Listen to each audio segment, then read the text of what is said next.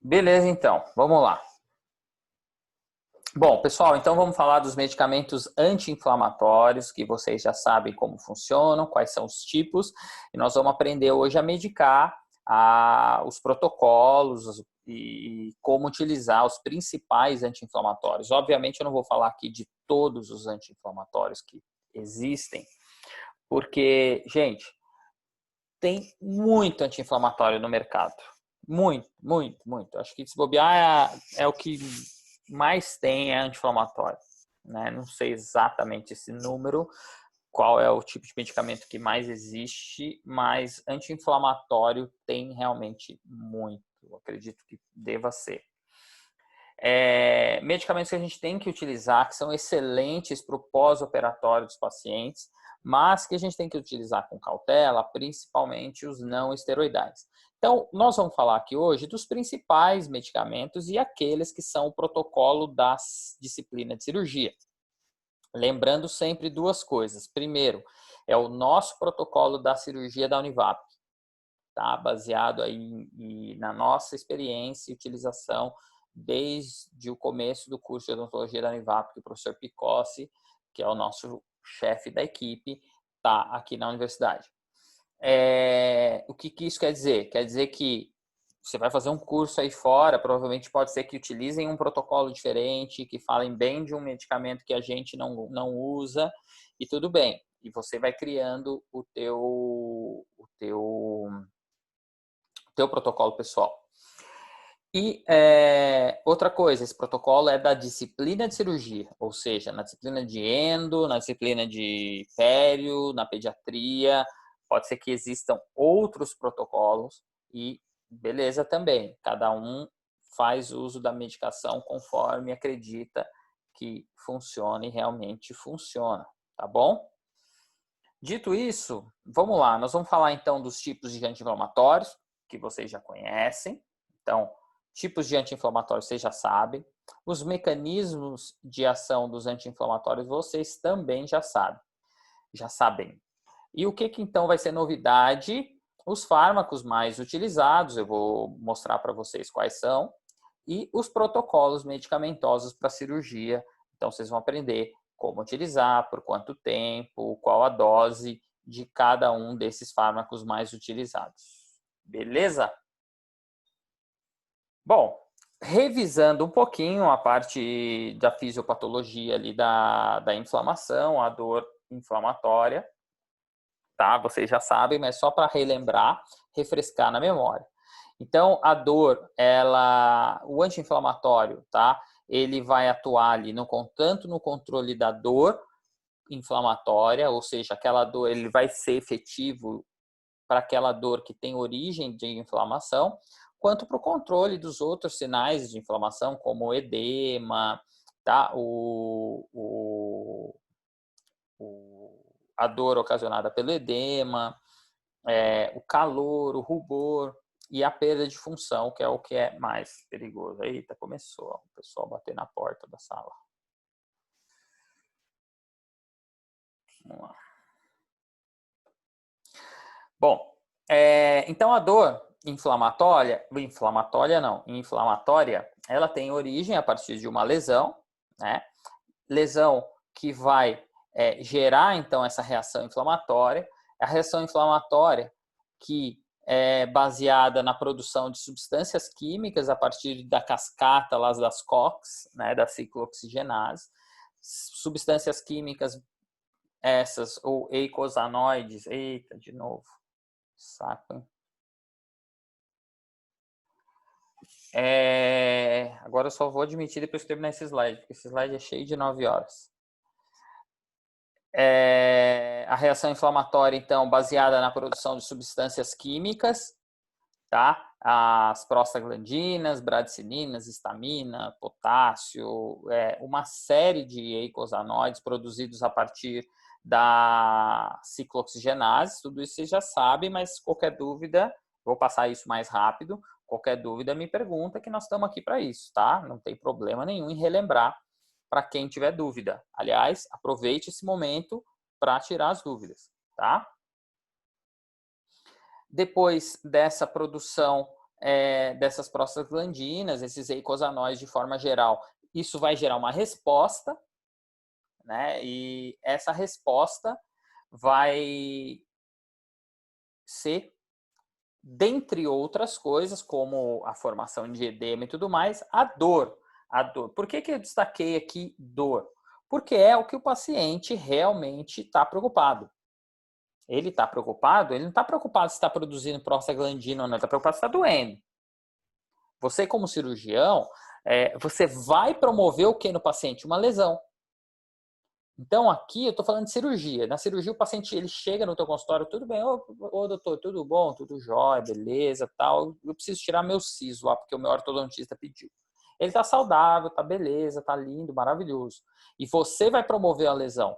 Ou seja, você vai iniciar todo esse processo no paciente que vai, no final, gerar dor. Então, aqui ó, em vermelho, lá na periferia, lá na boca do meu paciente, eu gerei essa lesão.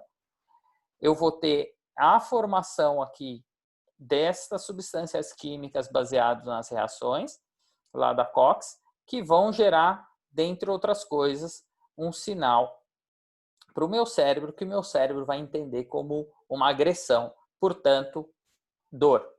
Essa dor vai ser sentida pelo meu paciente. Então, o anti-inflamatório, ele vai agir para controlar todo esse processo e, consequentemente, diminuir a percepção de dor inflamatória pelo meu paciente. Tá? Eu vou ter, então, como resultado de toda essa cascata de acontecimentos, de fenômenos, eu vou ter dor, edema e vasodilatação. Beleza?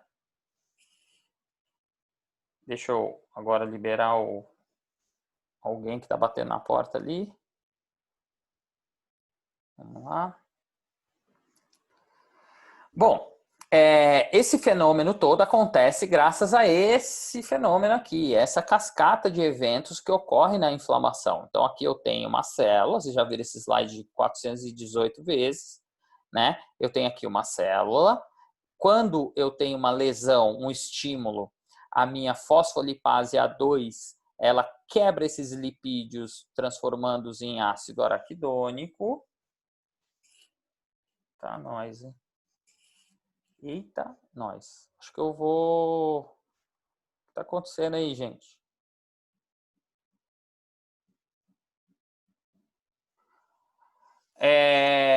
Eu tenho... Eu até perdi, esqueci até que eu tava falando. Bom, nem lembro o que eu tava falando, vou começar do começo de novo. A ciclooxigenase, então, ela é uma célula... olha pra você ver, eu vou ficando louco esse negócio de ficar parando a aula. Pera aí, vai, deixa eu tomar uma água. Porque a ciclooxigenase não é célula. Vamos lá. Então, todos aqueles fenômenos que a gente falou no slide anterior derivam das reações que ocorrem na célula devido à inflamação. Caramba, gente. Vocês me quebraram aqui, viu? Tô viajando aqui agora. Não consigo concentrar mais. Respira, prof. Puta merda, esse negócio de ficar parando para liberar, putz, tá louco. Professor, tem como liberar a sala de... Isso que eu ia falar agora. Tem como o quê? Deixar Tirar a sala de espera. liberado sem precisar ficar aceitando. Por que vocês falaram isso só hoje, depois de um ano de aula de remoto? Porque eu fiquei sabendo esses dias. Ah, tá louco, viu? Pera aí, então. Deixa eu fazer isso, porque vocês viram, né? Tô quase acabando a aula, indo embora. Gravação. E... bora lá. Bom, então, pessoal, como eu estava dizendo, no slide anterior, todo aquele fenômeno inflamatório da produção de mediadores químicos responsáveis por vários dos fenômenos e principalmente a dor, que é o que mais incomoda o paciente, ocorrem aqui a partir do ciclo das enzimas COX-1 e 2, a ciclooxigenase. Tá? Então, o que acontece? Quando eu tenho um estímulo, quando eu tenho trauma, no caso da cirurgia, quando eu faço lá uma incisão, eu faço um corte ou qualquer coisa no meu paciente, eu provoco um estímulo onde a enzima fosfolipase A2 vai, a partir da degradação dos fosfolipídios, produzir ácido araquidônico que vai servir de substrato para COX-1 e 2, produzir, então, aqueles eicosanoides, prostaglandinas, que têm várias funções. Vocês já sabem, dentre elas, lá atrair as células inflamatórias, formando o edema e também sensibilizando as nossas terminações nervosas, os famosos nociceptores, tá? E o paciente, na prática, vai sentir dor. Então, o que é isso? Olha lá o nociceptor aqui, ó. Nociceptor, essa bolinha, as prostaglandinas, leucotrienos, alguns outros vão sensibilizar esses nociceptores, que vão traduzir essa informação em impulso nervoso, que vai chegar no meu sistema nervoso central, promover a sensibilização dele, ou seja, a sensibilidade dolorosa, tá? Isso tudo vocês já sabem, isso tudo a gente já viu. Alguém tem dúvida nessa questão de formação da dor, de onde gera essa dor?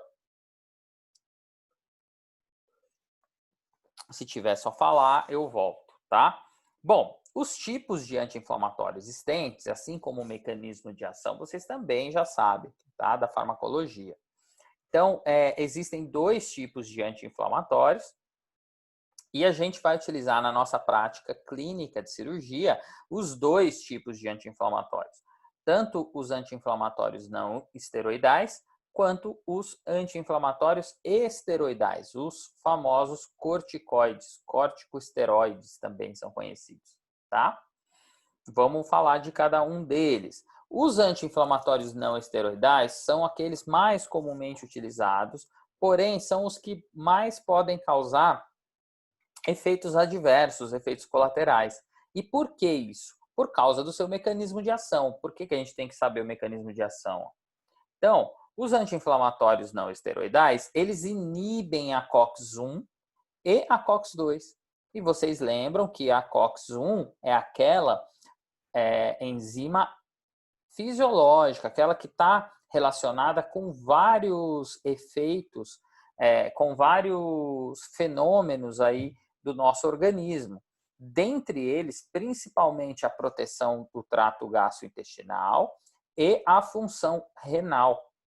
Então, a inibição dessas enzimas acaba que gera efeitos colaterais como a diminuição da proteção do trato gastrointestinal e um desequilíbrio da função renal, tá? Já a COX-2 é aquela pró-inflamatória. Ela está nas nossas células de uma quantidade muito pequena, se eu estou saudável, mas no momento que eu tenho uma inflamação, eu tenho uma diferenciação dessas enzimas, uma quantidade dessas enzimas muito grande no organismo, principalmente naquela região onde foi lesionado, e aí eu tenho uma produção muito grande de de prostaglandinas, por exemplo. Então, o meu anti-inflamatório não esteroidal inibindo a COX-2, eu tenho efeitos anti-inflamatórios, tá? E existem anti-inflamatórios não esteroides, fármacos seletivos da COX-2. Então, eu posso fazer uso de medicamentos que inibem tanto a COX-1 quanto a COX-2, ou posso fazer uso dos medicamentos que são seletivos apenas à COX-2, tá? Como funciona essa seletividade? Então, lá o ácido araquidônico novamente, a COX-1 e 2, a gente já sabe dos efeitos que elas fazem ali no meu organismo. Então, a COX-1 é fisiológica, a COX-1 ela produz, através da produção de prostaglandinas, vai proteger ali o meu trato gastrointestinal, agregação plaquetária também, e vai controlar a função renal.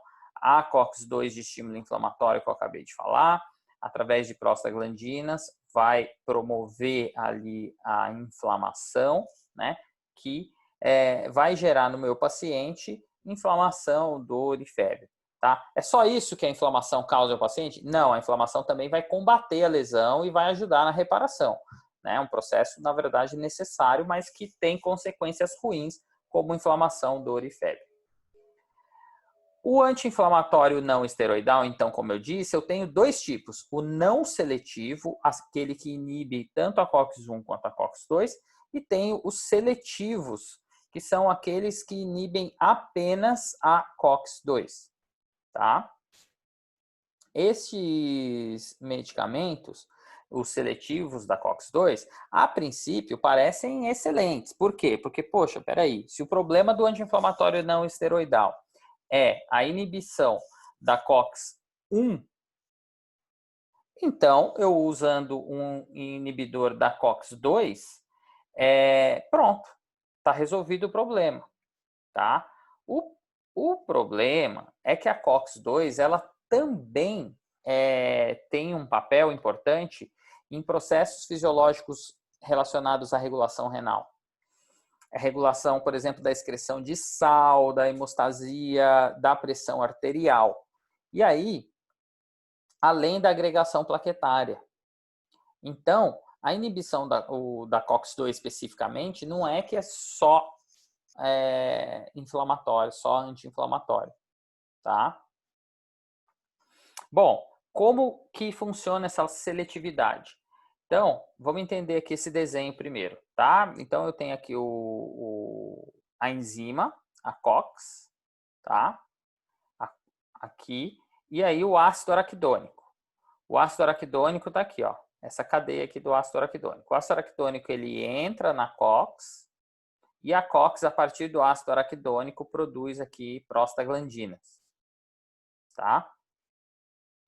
Aí, o que acontece no anti-inflamatório tradicional? O anti-inflamatório tradicional, o não seletivo, ele bloqueia tanto a COX-1 quanto a COX-2, tá? Vejam que a COX-1 e COX-2 têm uma diferença aqui, ó. Veja que a COX-2, ela é uma enzima um pouco maior e ela tem dois sítios de ligação. Tá?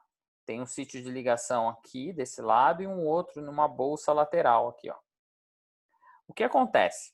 O medicamento não seletivo, ele tem uma cadeia menor, ó, ele é um medicamento que tem aqui essas duas cadeias, portanto, ele consegue entrar na enzima, se ligar aqui nesse sítio de ligação, e aí, olha aqui o ácido araquidônico, ó, ele não consegue passar, tanto na COX-1 quanto na COX-2.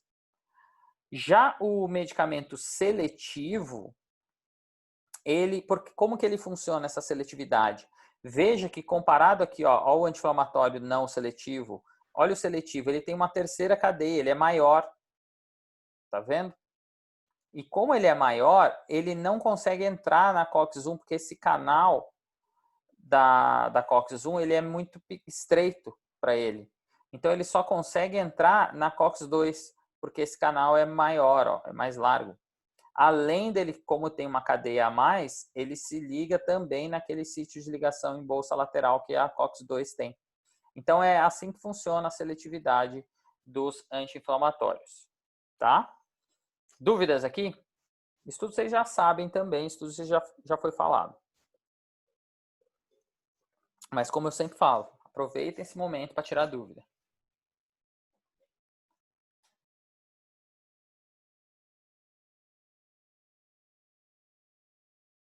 Bom, sem dúvida, se tiver dúvida eu volto, tá?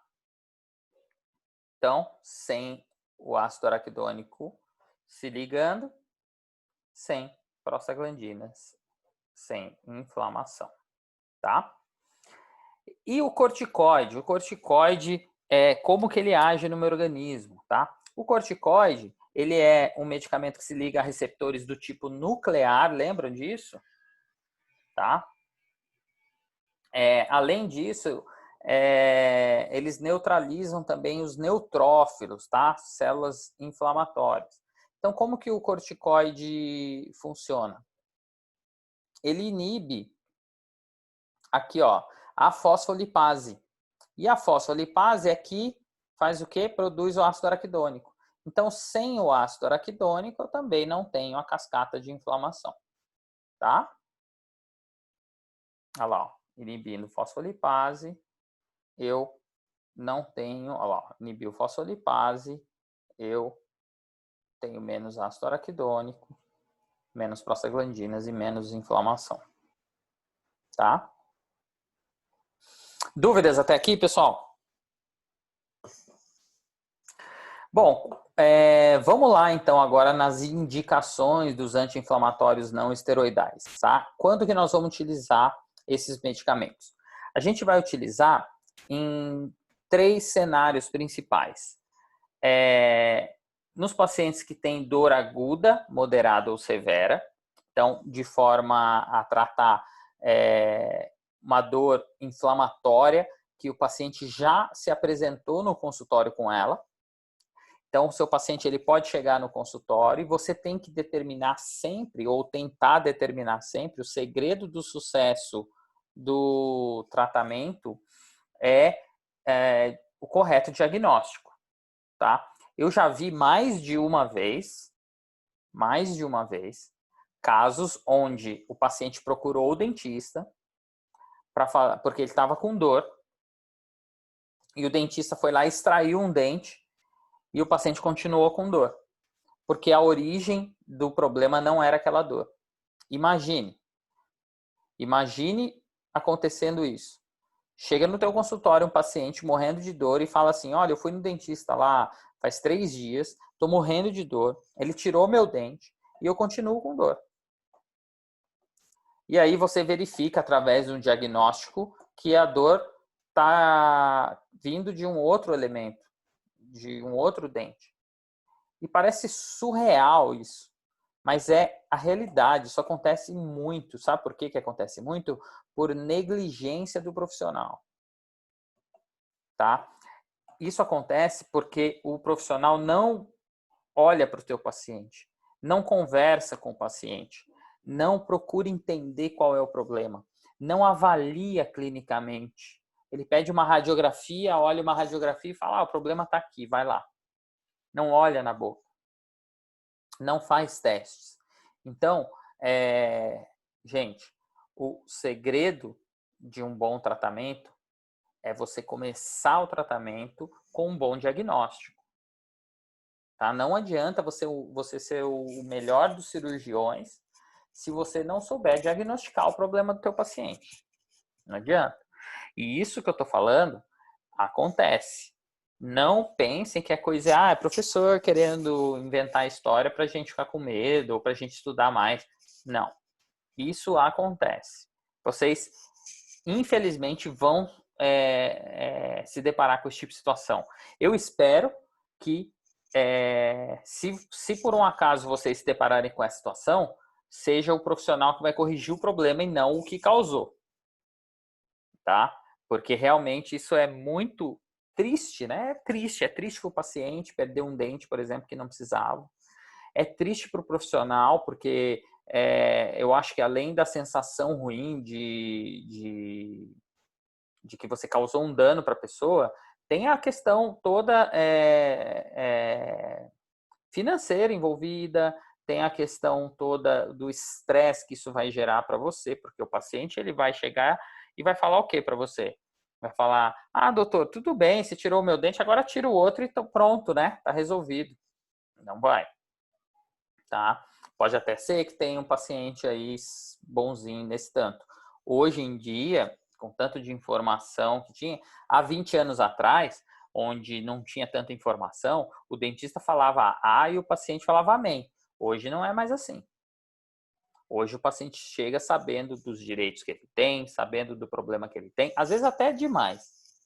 Mas a gente tem que estar cada vez mais resguardado quanto aos nossos procedimentos. O que não pode ser confundido com medo. Você não pode, então, ter, meu Deus do céu, eu vou largar a mão de ser dentista, porque já pensou, se acontece comigo, o paciente me processa e eu vou preso? Não é assim que você tem que pensar. Você tem que pensar que, não, peraí, então eu vou me preparar bem, porque eu vou ser um bom profissional e isso nunca vai acontecer comigo. É assim que você tem que encarar. Bom, então, eu vou também utilizar, além do controle da dor, tá? Eu vou utilizar nos pós-operatórios cirúrgicos, que é a maior utilidade desses medicamentos, né? Principalmente falando aqui da disciplina de cirurgia, especificamente. O paciente de cirurgia, 90% dos casos, a gente vai fazer cirurgias eletivas, ou seja, são aquelas que o paciente chega, a gente faz o diagnóstico do problema que ele tem, planeja o tratamento, agenda a cirurgia e faz. Então, a gente vai trabalhar essa medicação no pós-operatório. E na analgesia preventiva, ou seja, aquele caso onde o paciente chegou e eu fiz algum procedimento ali, por exemplo, até um esvaziamento de um dente, o paciente está com uma pulpite, eu não vou precisar extrair esse dente, eu vou precisar só esvaziar ele, e aí eu dou um anti-inflamatório para ele, tá? Ou se eu fizer uma cirurgia de emergência também. Na nossa prática clínica, a gente utiliza o anti-inflamatório não esteroidal, principalmente aí na analgesia preventiva, ou seja, é quando eu faço a cirurgia, imediatamente após a cirurgia eu prescrevo o medicamento. Ele vai sair do consultório, vai providenciar a medicação e vai tomar antes da anestesia passar. Por que eu destaquei isso? Porque nós, aqui na Univap, a gente preconiza bastante o uso do anti-inflamatório esteroidal para os pós-operatórios, tá? Então, a gente, na maioria dos casos onde a gente sabe que vai haver necessidade de anti-inflamatórios, a gente dá preferência em utilizar os corticoides, ou seja, eu vou dar o medicamento para o paciente tomar antes da cirurgia. Por quê? Porque os corticoides, nas doses que a gente utiliza, e vocês vão aprender as doses daqui a pouco, nessas doses que a gente utiliza, os corticoides, eles não causam efeitos adversos no paciente, enquanto que os anti-inflamatórios não esteroidais podem causar. Então, a gente vai tentar evitar sempre o uso do não esteroidal e dar preferência para o corticoide, tá? Tempo de tratamento. Por que é importante isso? Eu tenho que, toda vez que eu prescrevo para o paciente um medicamento, determinar para ele por quanto tempo ele vai tomar esse medicamento, tá? E por quanto tempo ele vai tomar um anti-inflamatório? Ele vai tomar um anti-inflamatório por 72 horas normalmente. Por quê? Vocês já sabem. Período que dura processo inflamatório? Não, o processo inflamatório ele dura mais tempo que isso, mas tem a ver com isso.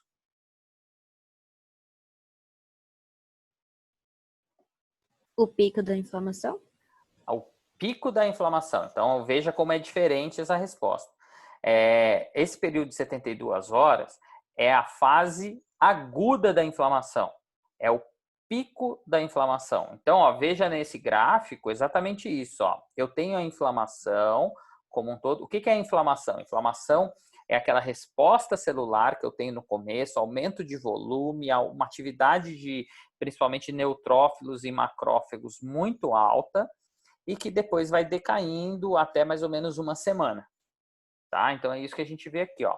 Aqui eu tenho aqui o número de dias após a ferida e o número de células. Olha aqui, no começo eu tenho muitos neutrófilos e muitos macrófagos. E aí vai diminuindo a atividade. Tá? E veja que o pico dos macrófagos por volta aqui de 3 dias.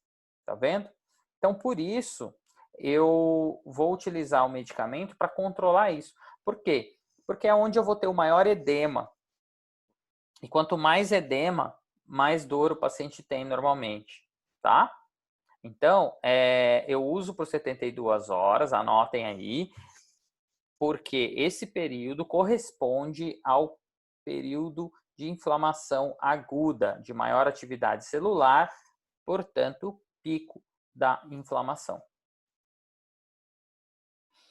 Porém, isso só é verdade se for removida a causa da inflamação. Por isso que eu destaquei aí bem grande.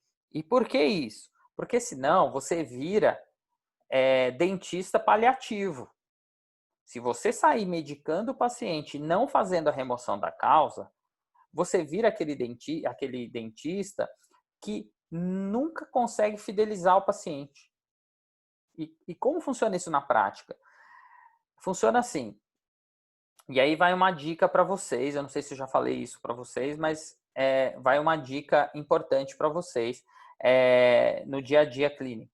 O que acontece? Se você recebe um paciente, por exemplo, ele tem uma dor, ele tem uma inflamação ali na região do terceiro molar, isso é muito comum, e tem um pouco de edema e dor.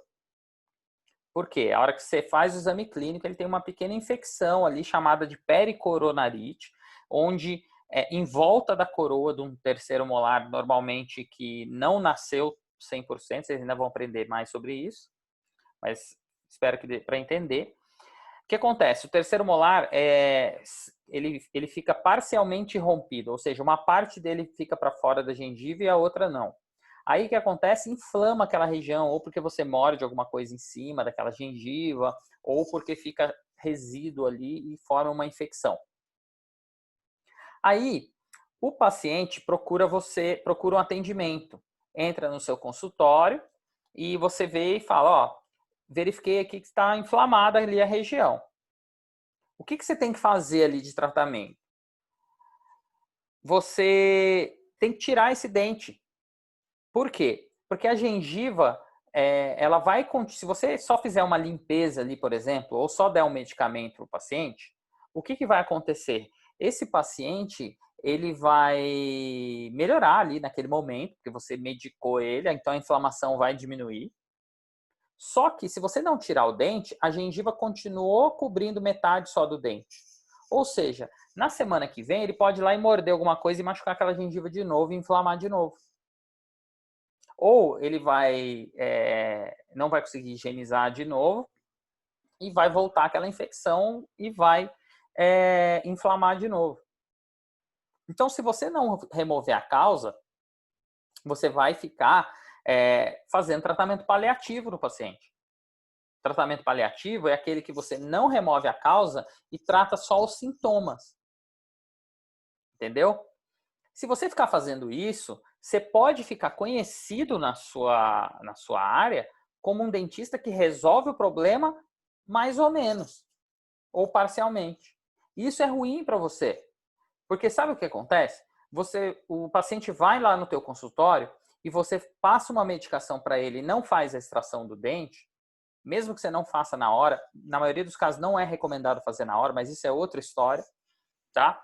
Mas você vai lá e passa uma receita para ele, simplesmente, ele vai embora, resolve o problema, aí dói de novo. Ele pode pensar assim, poxa, eu fui lá no dentista, paguei lá uma consulta, ele me deu uma medicação e não funcionou nada. Sabe o que eu vou fazer? Vou procurar outro. Aí chega em outro dentista, ele faz o quê? Ele fala assim pro cara, olha aqui, meu amigo, você tem um problema de inflamação, infecção. Ele fala, eu já sei, eu fui no dentista, ele falou a mesma coisa. Então, só que esse problema só vai ser resolvido quando você remover esse dente. Então, você tem que orientar o paciente.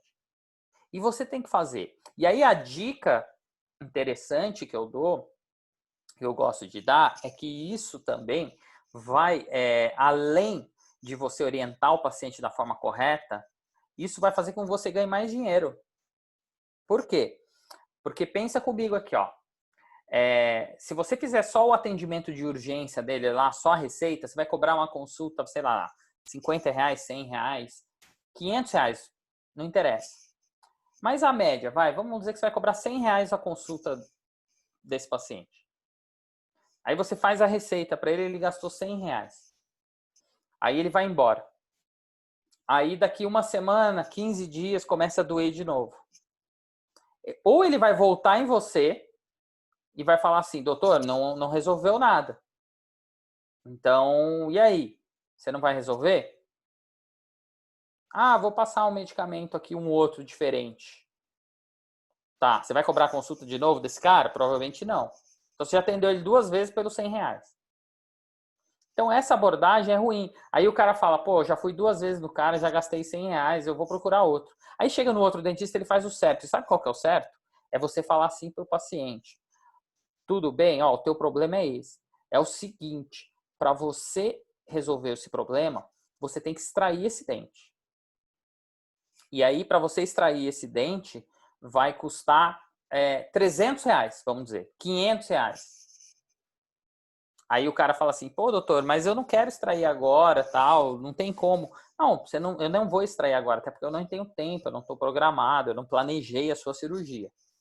Então é o seguinte, eu vou resolver o teu problema, para resolver o teu problema vai custar R$500 para eu tirar o seu dente, só que agora eu vou fazer uma receita para você, você vai tomar uma medicação, aí você vai vir aqui de novo, eu vou verificar, se tiver tudo bem, nós vamos marcar a cirurgia. Ou seja, você já cria esse comprometimento do paciente e você já garante o fechamento daquela extração.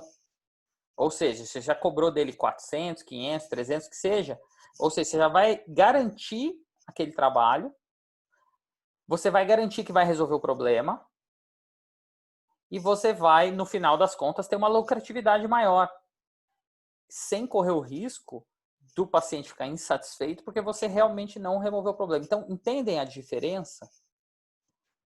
Ah, mas e se o paciente falar para mim que não quer fazer extração, ele só quer um remedinho? Sabe o que eu faço no meu consultório? Eu faço 2 coisas. Primeiro, eu cobro um valor mais alto. Eu não cobro lá R$50 para passar a receita e 500 para extrair o dente. Ah, você não quer extrair o dente porque custa caro 500? Então tá bom, eu te faço uma consulta de urgência só, eu cobro 300. Que é para o cara falar, putz, mas peraí, 300 só para ele me dar uma receita? Então eu vou pagar logo os 500 e vou resolver. E por que eu faço isso? Porque eu quero tomar o dinheiro do cara? Não.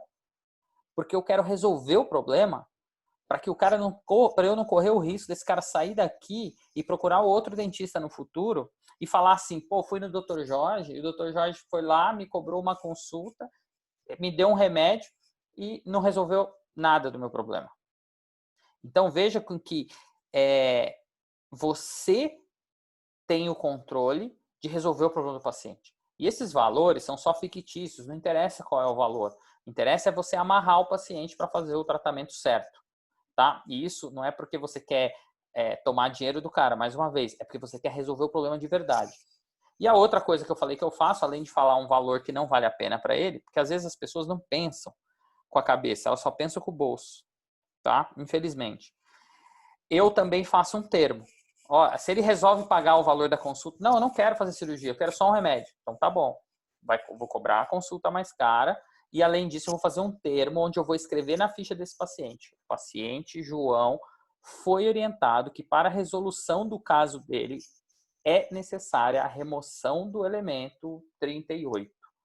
Porém, o mesmo optou pela não realização do procedimento e apenas o tratamento medicamentoso. Algo assim. Não com essas palavras exatamente. Assina aqui, seu João. Beleza, seja feliz. Entendeu? Então, eu já deixei o cara amarrado. Na hora de ele assinar isso, às vezes ele volta atrás e fala assim, ah, doutor, acho que é melhor eu fazer mesmo, né? Certeza que é. Além de valer a pena financeiramente, vai resolver o teu caso. Entende como é complexo essa relação e que quem determina isso é você, profissional, tá? Então, muitas vezes o paciente sai falando mal de você porque você não faz o que tem que ser feito. E não é porque o paciente é chato, o paciente é mala, o paciente é folgado, o paciente não te valoriza. Você não se valoriza. Eu vivo ouvindo assim, a odontologia é uma profissão muito desvalorizada, a prostituição da odontologia. Mas a hora que eu vou conversar com alguém e falo assim, você tem que cobrar do jeito certo. O cara fala assim, ah, não, mas daí fica muito caro. Então, se você acha que o seu trabalho não vale nada, como é que você quer que as pessoas achem? Então, essa questão da valorização, ela está dentro da gente. Você é o primeiro que tem que se valorizar, porque para de esperar que alguém te valorize. Tá? A gente tem que se valorizar primeiro. Bom, continuando aqui. Dúvidas aqui? Tranquilo, professor. Bom, as precauções que eu tenho que ter com os anti-inflamatórios não esteroidais, tá? Principalmente os anti-inflamatórios não esteroidais, além das contraindicações, né, por causa daquele caso da COX-1, os anti-inflamatórios seletivos da COX-2, eu também tenho que ter cuidado com eles, tá? Por quê? Além dos seletivos eles terem a mesma eficácia que o não seletivo, ele não é mais potente, tá? Eu tenho que ter alguns cuidados, principalmente com anticoagulantes, porque o efeito anticoagulante ele pode potencializar o efeito anticoagulante. Aí eu vou fazer uma cirurgia, eu dou um medicamento que potencializa o efeito do anticoagulante que o paciente já toma, por exemplo. Então, eu posso ter um risco grande ali de hemorragia durante o procedimento cirúrgico. Os inibidores seletivos, eu só devo utilizar se o paciente tiver realmente um risco de sangramento gastrointestinal, se ele tiver uma doença grave e tal. Só que a gente usa inibidor seletivo adoitado aí. Por exemplo, a nimesulida é um seletivo da COX-2 e muita gente usa aí de qualquer jeito, tá? É um medicamento proibido em muitos países, inclusive por isso. Então, também eu tenho que tomar cuidado com pacientes portadores de doença cardiovascular, porque lembra que eu falei que a COX-2 ela também regula a pressão arterial? Então, se eu inibir somente a COX-2 ali numa dose muito alta, eu posso ter um problema cardiovascular devido à alta da pressão. Então, eu tenho que tomar cuidado. Na prática, a gente evita. Eu, particularmente, assim como a equipe de cirurgia, a gente evita o uso dos seletivos da COX-2, tá? Já os corticoides, se tiver dúvidas, me interrompam, tá, gente? Já os corticoides, gente, a gente utiliza bastante na cirurgia. Eu, no meu consultório, uso muito corticoide, tá? Por quê? Porque eles têm um excelente efeito aqui, ó, no controle do edema pós-operatório. E como eu disse, na cirurgia, a gente trabalha aí 90% ou mais dos casos cirurgias eletivas, ou seja, a gente tem tempo de planejar a cirurgia. Eu já sei que a cirurgia vai ter edema, não sei? Então, eu faço analgesia pré-emptiva. Lembra da aula passada? Analgesia pré-emptiva? Quem lembra o que é analgesia pré-emptiva?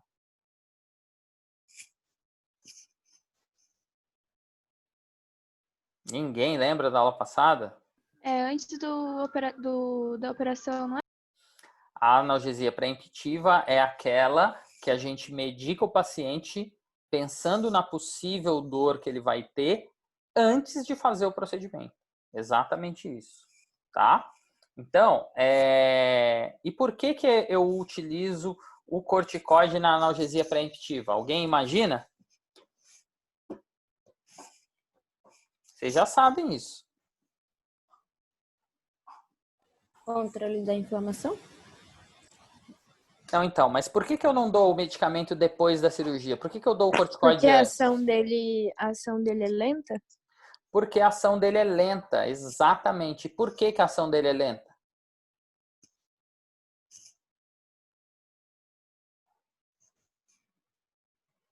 Aí pegou, hein? Lembra aí. Por que a ação dele é lenta?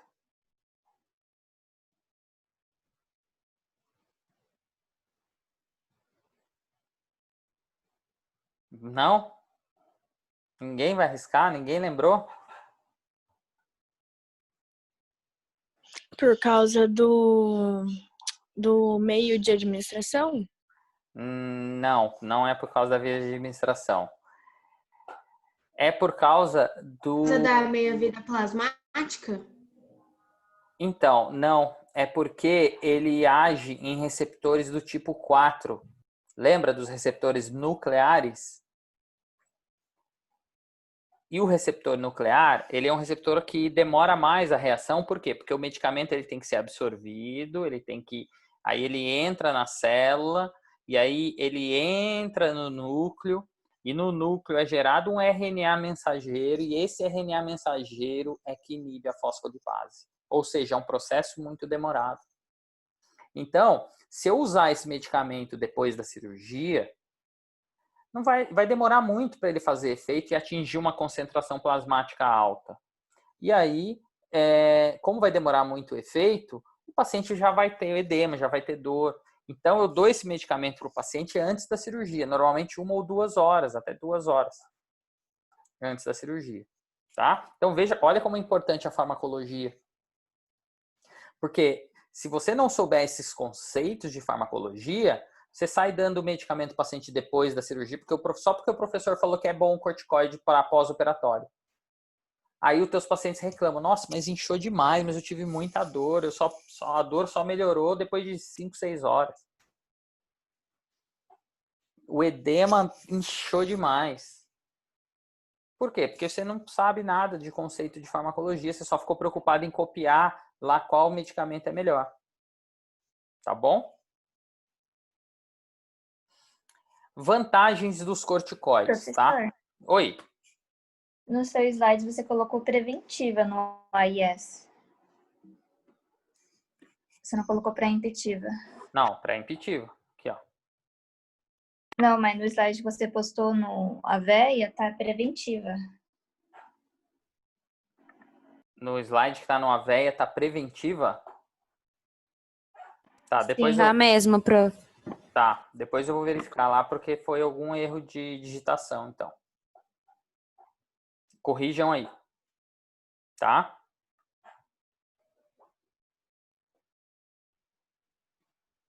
É pré-emptiva, inclusive com um destaquezinho em vermelho aí, porque é para ficar bem guardado. Então, corrijam aí no slide. Bom, quais as vantagens dos anti-inflamatórios esteroidais, dos corticoides? Por que a gente utiliza eles? Primeiro, dentro das doses que a gente utiliza, tá? As doses que a gente preconiza, vocês vão aprender já já as doses, eu tenho aí ausência de efeitos adversos significativos. Então, nas doses que a gente utiliza, o paciente não vai ter nenhum tipo de problema, tá? Não interfere na hemostasia, naquela questão do efeito anticoagulante, do anti-inflamatório. E eles ainda reduzem esses leucotrienos e essas substâncias de reação anafilática, de reação alérgica, SRSA, por exemplo. Ou seja, diminui ainda a probabilidade do paciente ter algum tipo de alergia. Então, devido a essas vantagens, os corticoides a gente utiliza bastante, utilizando de forma correta e na analgesia pré-emptiva, tá? Então, vamos aos protocolos de cada medicamento, então. O ibuprofeno é um anti-inflamatório não esteroidal, anotem aí, porque não está escrito em lugar nenhum. Então, o ibuprofeno é um anti-inflamatório não esteroidal, tá? Efeito anti-inflamatório a gente tem a partir de 400 miligramas, porém, para o pós-operatório cirúrgico, a gente utiliza normalmente a dose maior, a dose de 600 miligramas, tá? O intervalo entre as doses é de 8 a 12 horas, ou seja, de 400 miligramas é a cada 8 horas e o de 600 miligramas a cada 12 horas, tá? Indicações: controle da dor moderada, ou seja, paciente que já chega com dor. Analgesia preventiva, aquela que a gente aplica logo em seguida da cirurgia. O controle, então, do pós-operatório cirúrgico, tá? Ele é contraindicado, vocês vão ver que em todos os anti-inflamatórios não esteroidais, as contraindicações são praticamente as mesmas. Por quê? Porque está relacionado lá àquela inibição da COX-1, principalmente, que são os problemas, pacientes com problemas gastrointestinais. Então, se o paciente ele tem uma úlcera, por exemplo, gástrica, essa úlcera, se eu diminuir a proteção gastrointestinal, ela vai ficar ainda mais exposta e maior vai ser o risco desse paciente ter algum problema, tá? A interação com anticoagulantes, porque potencializa a ação ou diminui a ação do anticoagulante, tá? Pacientes hipertensos, por causa daquela questão da regulação da pressão arterial, no caso, tanto pela COX-1, mas mais até pela COX-2. Pacientes, portanto, que têm doenças cardiovasculares, a gente deve evitar. E pacientes que têm doenças renais, porque a COX-1 produz prostaglandinas ali responsáveis pela regulação da função renal. E se eu diminuir a quantidade dessas prostaglandinas, eu diminuo a atividade renal ou desequilibra a ação dos órgãos, fazendo com que eu tenha problemas ali de excreção e também sobrecarrego esses órgãos tão sensíveis e tão importantes que são os rins, tá? Outro medicamento anti-inflamatório não esteroidal, anotem aí, anti-inflamatório não esteroidal, é o cetoprofeno, tá? Que é o Profenid. Eu gosto bastante desse medicamento, eu, quando necessário, utilizo, porque o Profenid, nessa dose aqui, ó, de 150 miligramas, ele é chamado de biprofenid, porque é uma dose maior, tá? Existe o genérico também, então eu posso prescrever o cetoprofeno 150 miligramas, ele é um pouco mais barato do que o biprofenid, que é nome comercial. O anti-inflamatório não esteroidal, eu gosto dele por quê? Primeiro, porque ele tem uma potência anti-inflamatória muito boa. Segundo, porque o intervalo entre as doses é de 12 horas, ou seja, o paciente precisa tomar só 2 vezes por dia. Então, ele é indicado para controle de dores maiores, dor moderada e severa, na analgesia preventiva e controle pós-operatório. Medicamento muito interessante. Já para dores mais fortes, eu posso utilizar também o Toragesic, que é o cetorolaco, que parece que agora lançaram um genérico também do cetorolaco, tá? Esses dias alguém que falou para mim, uma aluna que trabalhou em farmácia ou trabalha, agora eu não lembro quem é, que me falou. Eu nem sabia, tá? Porque medicamento, todo dia lançam novos. Então, eu nem estava sabendo. Mas eu não peguei, não vi ainda, então não tenho certeza, mas acho que existe sim. Porque o Toragesic é um medicamento um pouco mais caro. A gente utiliza normalmente 10 miligramas a cada 8 horas e eu posso utilizar ele via sublingual. Por quê? Ele tem na sua forma farmacêutica a opção de via sublingual, fazendo com que o efeito seja mais rápido, porque a absorção ali na via sublingual é mais rápida do que a via oral, tá? Ele é indicado, portanto, como é um anti-inflamatório mais potente, tem um efeito analgésico muito bom, principalmente em dores severas. Então, eu vou fazer uma cirurgia mais difícil, eu sei que vai doer mais no meu paciente, e vocês vão aprender o que é uma cirurgia mais difícil, uma cirurgia mais fácil. Não se preocupem com isso agora. Mas eu vou utilizar bastante aqui do Toragesic. Eu posso utilizar. Só que ele tem uma contraindicação importante, é que ele não deve ser utilizado no pré-operatório. Então, ele é só no pós-operatório. Por quê? Porque o efeito coagulante, anticoagulante dele é muito grande. Ou seja, se eu dou o medicamento antes da cirurgia, eu vou ter um paciente com menos capacidade de coagulação e, portanto, maior sangramento eu posso ter durante o procedimento, tá? Então, eu só utilizo pós-operatório. Mas é muito bom esse medicamento. Agora, o corticoide. O dexametasona é o que a gente mais utiliza. O Decadron é a marca mais famosa. Então, aqui, ó, anotem aí, é um anti-inflamatório esteroidal. Anti-inflamatório esteroidal, corticoide. A gente utiliza ele na dose de 4 miligramas, normalmente, tá? 4 miligramas é uma dose daquelas que eu falei para vocês, que nessas doses ele não causa efeito adverso nenhum no paciente. Outra vantagem, ele demora para começar a agir, mas ele fica na concentração. O tempo de meia-vida dele é muito grande, ó. A cada 24 horas, o paciente só tem que tomar um por dia. É muito bom. Então, a gente indica, mais uma vez, ó, via analgesia pré-emptiva. Nesse slide está certo aí para vocês?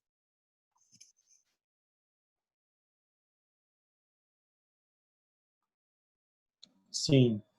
Beleza, então foi só um erro de digitação lá no outro slide, tá? Corrijam aí. Tá errado o meu. Tá errado, prof. Tá preventiva. Não, aqui tá preemptivo no meu. Não, O mas meu tá preventiva também. Estranho. Ô, Raoni, o professor tá falando do slide do Aveia, não do... Pode ser. Ah, tá, entendi. Tá. Então, na hora que eu estava montando a aula, eu viajei. Lá provavelmente era 1h da manhã, eu já não estava aguentando mais. Mas beleza. Depois eu troco lá, mas vocês corrijam aí, tá? É analgesia pré-emptiva.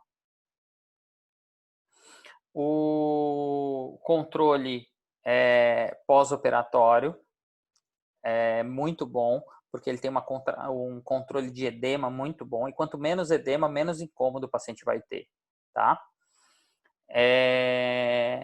Como eu disse, nas doses que a gente utiliza, não tem problema nenhum, tá?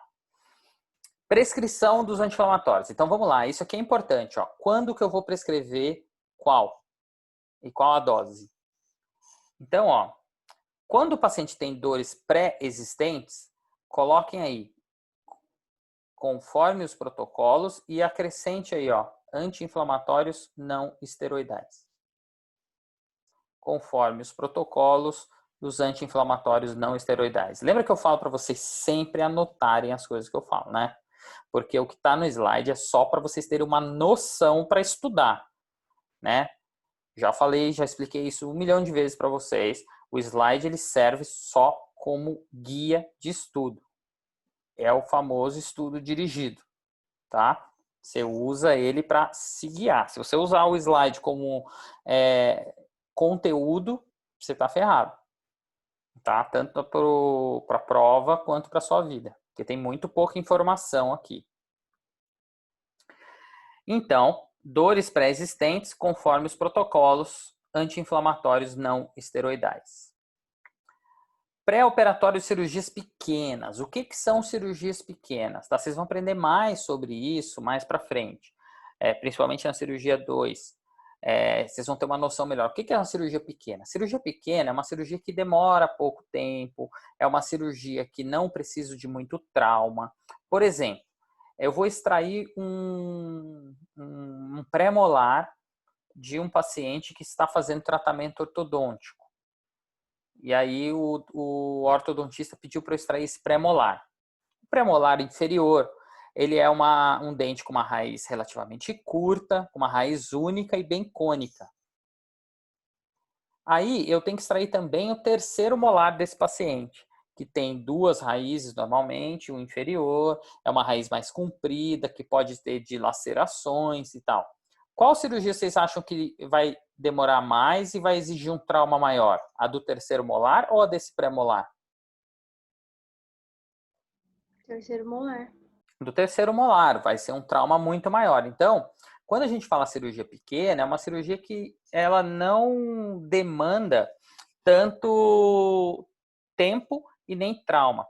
A inflamação, gente, ela é proporcional normalmente à intensidade do trauma e ao tempo do procedimento, o tempo que o tecido fica exposto, fica aberto, tá? Então, às vezes, mesmo que seja uma cirurgia pesada, uma cirurgia que eu vou cortar osso e tudo mais, mas é uma cirurgia rápida, eu não tenho um edema muito grande, eu não tenho inflamação muito grande. Por quê? Porque foi rápido o procedimento, não ficou muito tempo exposto o tecido.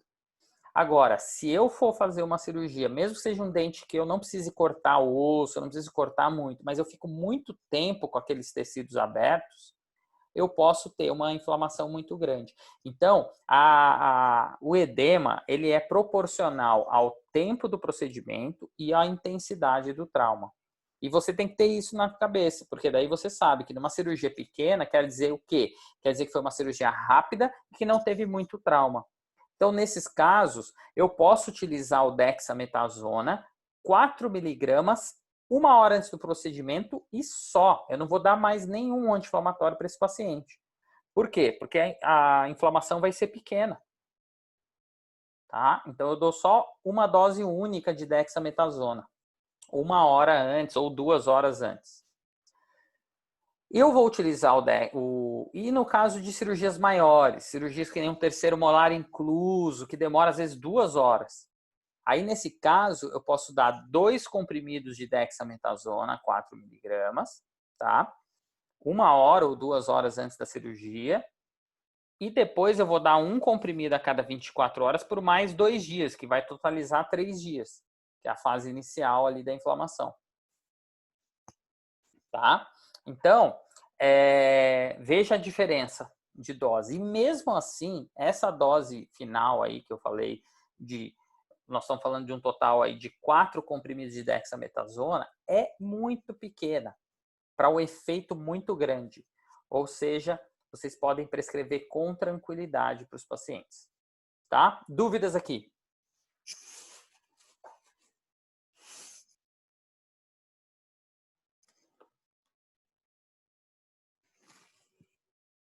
Sem dúvidas.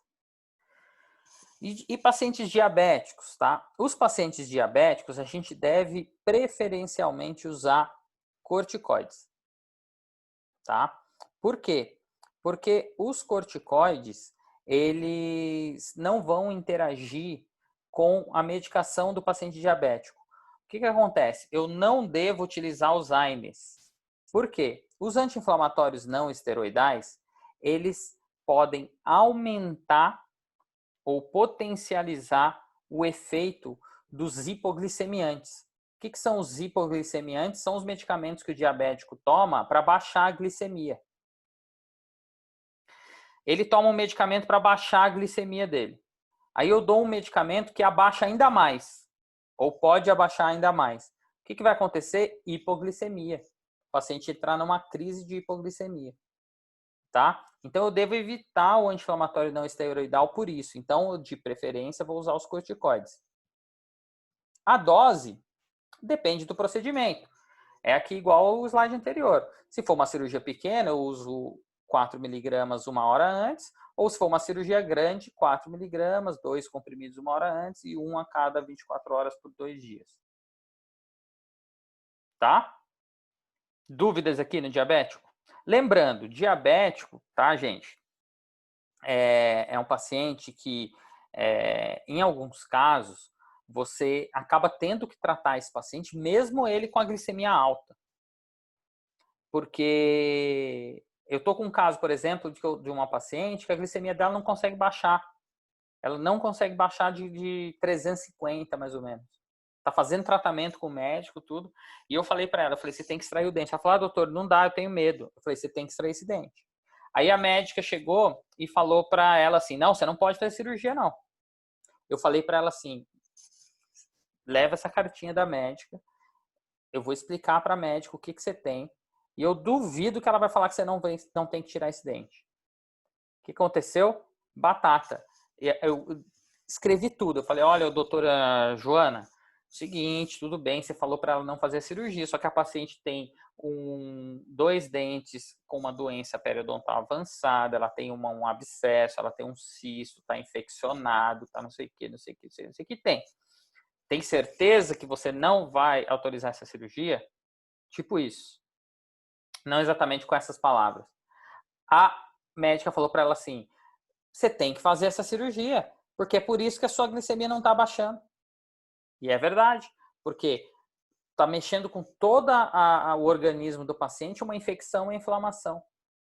A hora que tirar esse dente, eu tenho certeza que a diabetes dela vai abaixar. Tá? Então, você tem que sempre entrar em contato com o médico. Dúvidas aqui?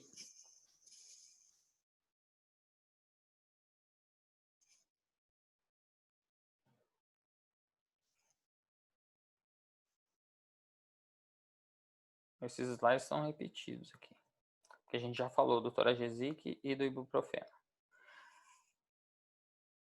Ô, louco, mas já?